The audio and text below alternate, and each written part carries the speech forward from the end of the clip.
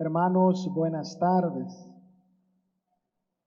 El día de hoy la palabra de Dios es muy rica en cuanto a su significado.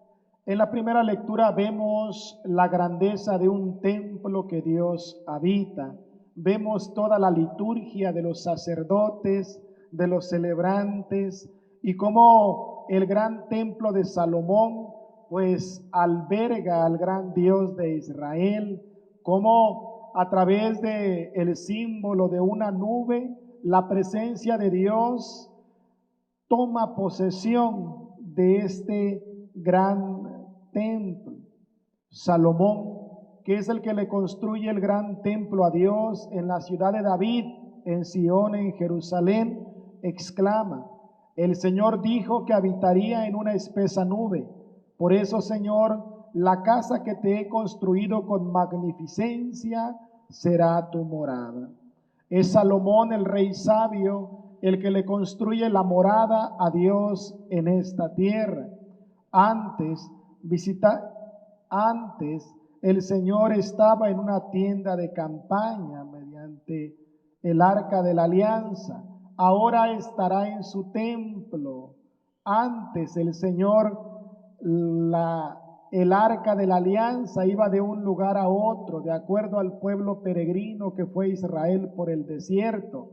Ahora el Señor toma posesión de su casa, del gran templo de Jerusalén, y podemos decir con certeza que Dios habita entre su pueblo.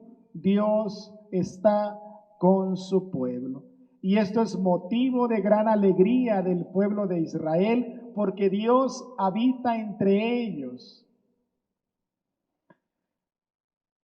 El salmo de hoy, ¿verdad? Levántate, Señor, y ven a tu casa. Esa invitación, esa alegoría que nos lleva a aclamar a Dios y decir: esta es la casa de Dios, el templo es la casa de Dios. Y en el Evangelio, queridos hermanos, se presenta a un Jesús misericordioso, a un Jesús que no se cansa de hacer el bien. Y podemos decir: ¿qué tiene que ver? ¿Qué tiene que ver la primera lectura con el Evangelio? ¿Qué tiene que ver el Dios que habita en el templo y que ahora es un signo de que habita entre su pueblo? ¿Y qué tiene que ver con Jesús, que es aquel que se la pasa haciendo el bien y sanando a los enfermos, a los paralíticos? Pues hermanos, así como en la primera lectura se dice que Dios ha visitado a su pueblo en el gran templo, entre la gente, así también en Jesús se cumple el mismo enunciado. Dios ha visitado a su pueblo y ahora está Él entre el pueblo. Y podemos ver, el pueblo puede ver los grandes milagros, los grandes signos que Jesús realiza.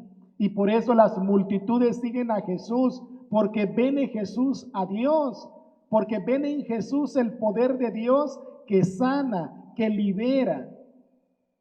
El poder de Dios cercano, principalmente a los enfermos, a los desfavorecidos, a los rechazados sociales. Jesús siempre está ahí.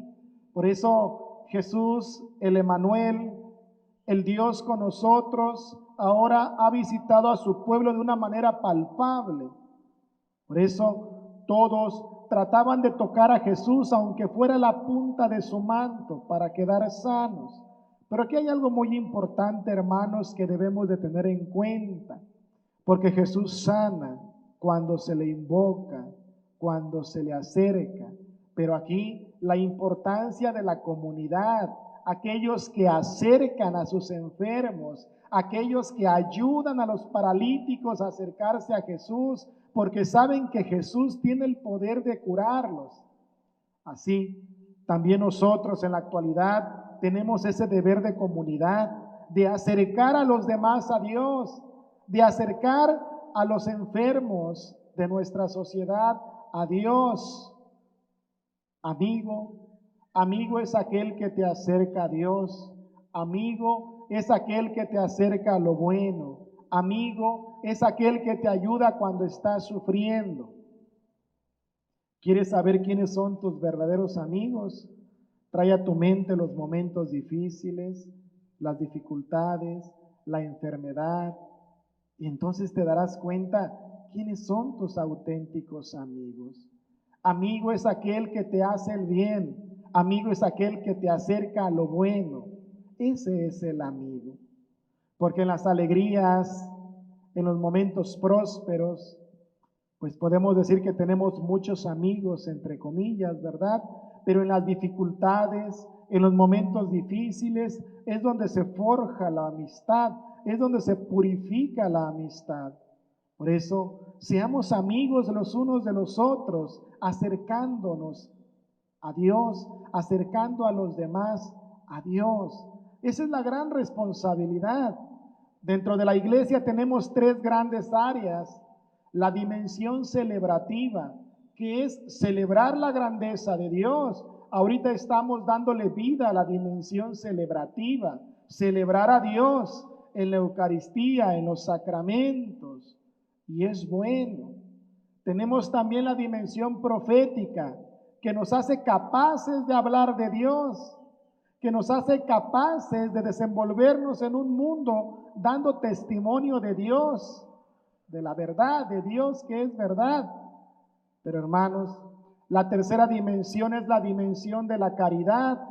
Jesús es caridad. ¿De qué sirve la dimensión celebrativa, la dimensión profética, si no se aterriza en la caridad, si no se aterriza en los hechos concretos, si no se aterriza en el bien?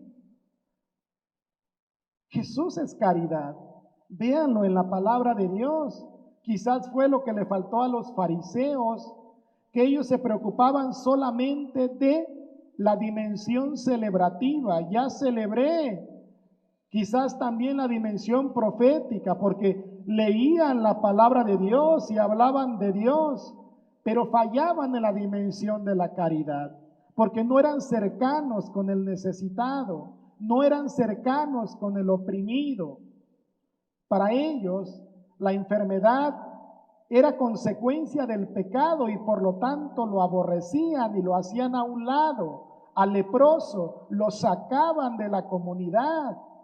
El enfermo siempre era recluido. Ahora vemos a un Jesús activo, a un Jesús que sale al encuentro, a un Jesús que toca, que sana, a un Jesús que transforma, que devuelve la libertad, que perdona los pecados.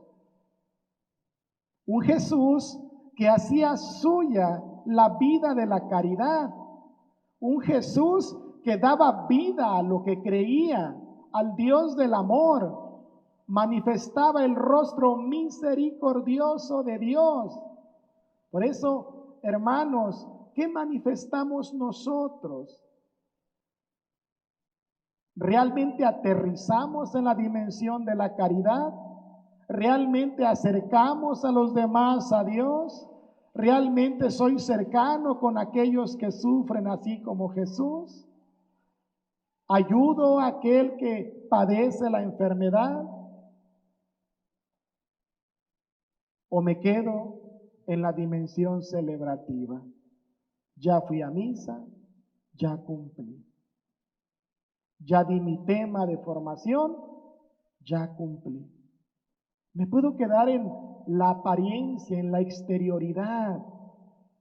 Jesús nos invita a tocar la realidad humana, a tocar la llaga del enfermo, la llaga de nuestra sociedad, a ser cercanos con los excluidos sociales, a ser la voz de los que no tienen voz.